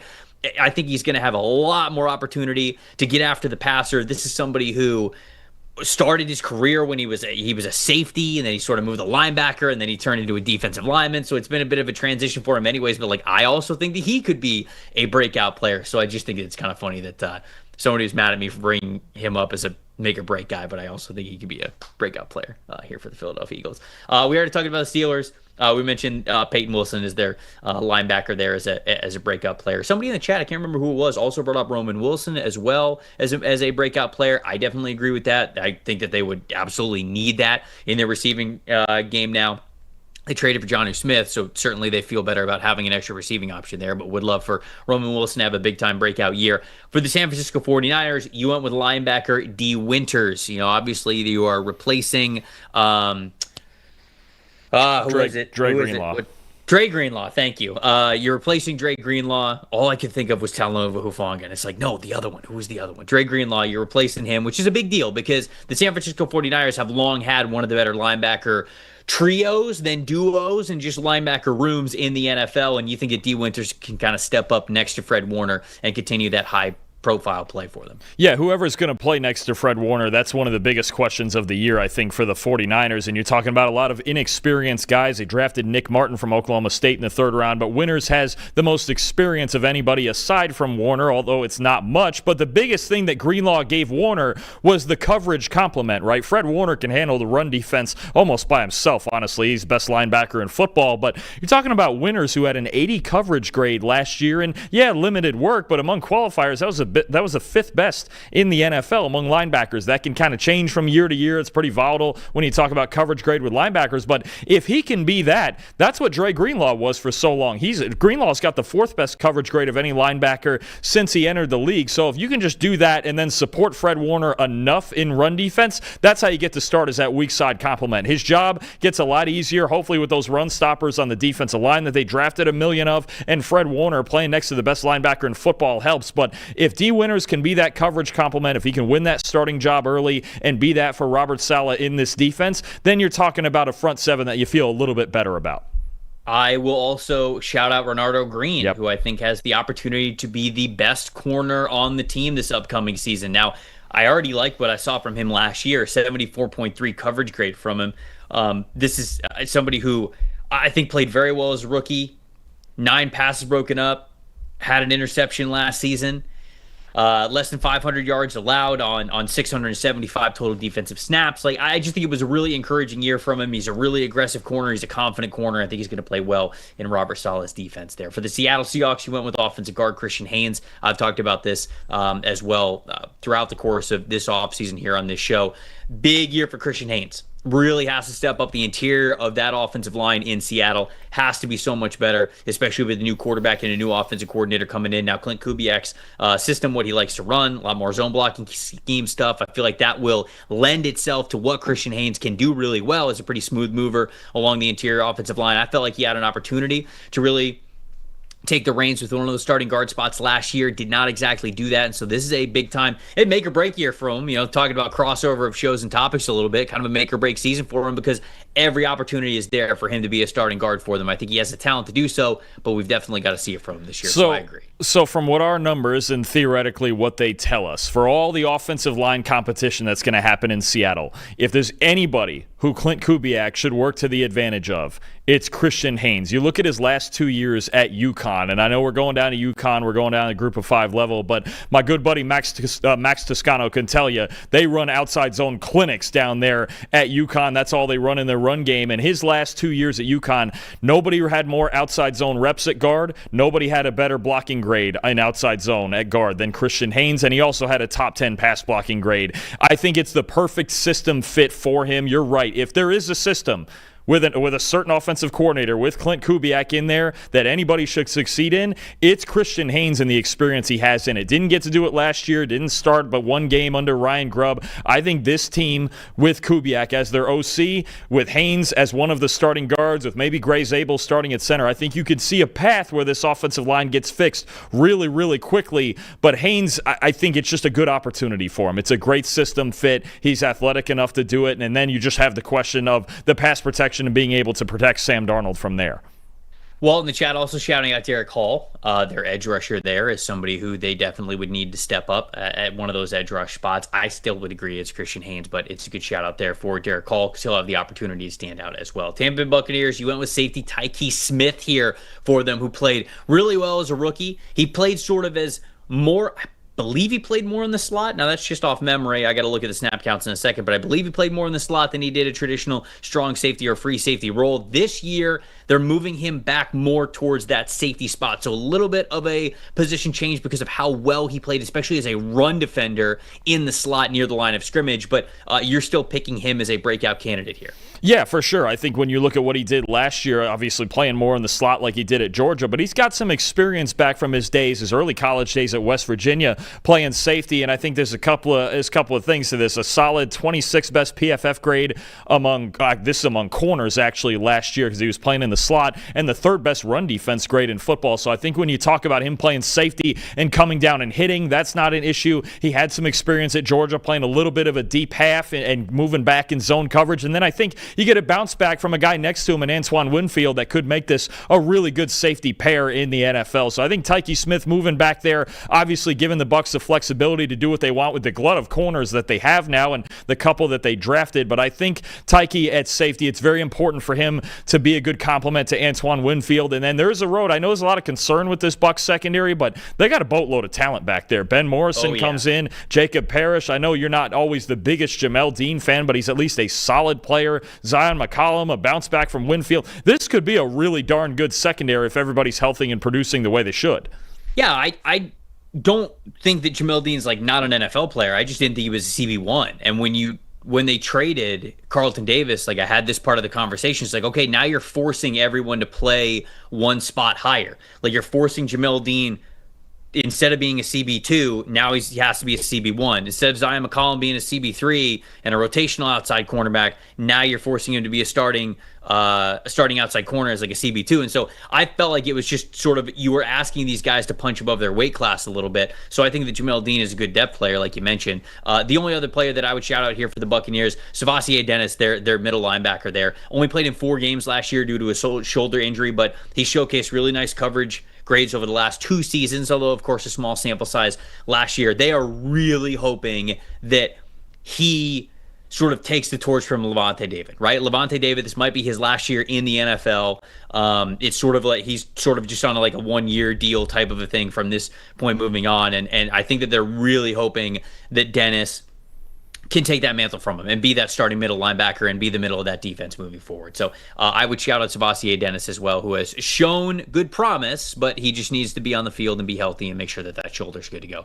For the Tennessee Titans, you went with J.C. Latham, another player who was moving from one side of the line of scrimmage to the other. They signed Dan Moore Jr., so it's a little bit of the same conversation that we had with Talize Fuanga, where J.C. Latham played right tackle in college, then he played left tackle in his first year when he was with the Titans. Now they signed Dan Moore Jr. in free agency. They're moving J.C. Latham back to the right side of the line of scrimmage. Again, is that the reason why you're picking him here as a breakout candidate? Yeah, I think so. And honestly, again, just like Talize Fuaga, he wasn't that bad at left tackle last year. There was some bumps for sure. He had to get used to NFL speed, but a 67.8 pass blocking grade as an out-of-position rookie is not that bad. And obviously, you're going to need guys. The emphasis is going to be on protecting Cam Ward, right? You got Dan Moore at left tackle for $20 million a year. You got J.C. Latham back now on the right side. Peter Skoronski is also a guy who maybe you could pick out as a breakout candidate in his third year. He hasn't been great his first 2 years, but you would expect a jump at some point. So I think with Latham, you're talking about somebody going back, and it's amazing to me. The first 4 tackles drafted last year, Joe Alt out of position,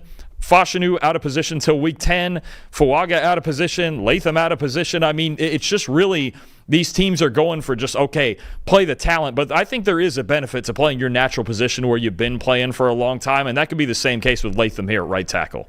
Well, when you have Bill Callahan as your offensive line coach, right, you probably feel good about That'll like, help. hey, just give me the most talented guy, and I'll get Bill Callahan to sort of like coach him the way that they need to be coached at a certain position. So I can understand that logic. I can get down with that. The other player that I would bring up, I wonder if it's a little bit of a breakout year here for Jarvis Brownlee Jr. Excuse me. He was the 5th round pick for them in 2024 as a rookie. Yeah, he struggled a little bit, but he had some pretty high run defense grades, which I think can really build your confidence going into a second season. 55.5 coverage grade. He'll get the opportunity to start now at outside corner for them. So I'll shout him out as a potential sneaky breakout candidate for them. And then the final team Washington Commanders, you went with cornerback Mike Sainristil, who, shoot, I felt like he broke out as a rookie. Like, I felt like he was fantastic, but maybe just like the Joe Alt conversation, you think that, hey, solid rookie season. We're talking about one of the better versatile defensive backs in the NFL here for Mike Sainristil moving forward. Is that sort of the conversation that you're having here? Yeah, there's some context about this, right? Because on the surface, you go, okay, 64.5 coverage grade. It's kind of mediocre, right? Second round pick going through the rookie bumps. But you got to think for this team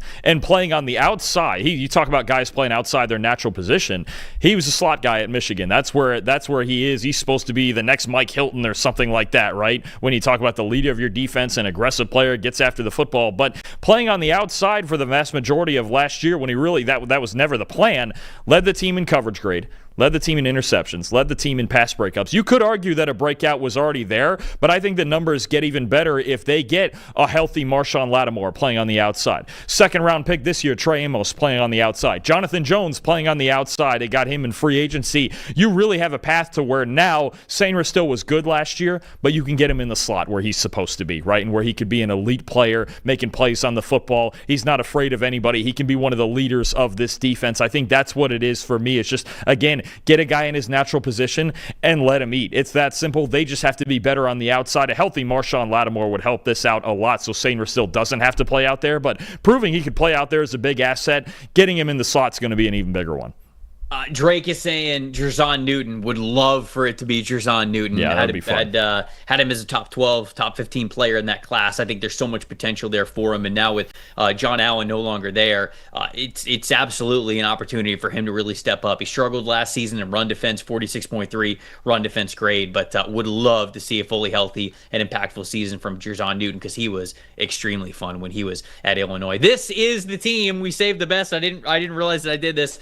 As my only rookie that I shouted out here, and that's Ja'Cory Krosky-Merritt. Like, I really do think just overall from the running back position, they're looking for some more juice. And so he is the guy that I would lean on as the breakout candidate there in the running back room. And I think that it's a wide open competition. Whoever is going to give them the most dynamic touches from that running back room, they're going to play, and they're going to lean into quite a bit there with the Washington Commanders. There we go.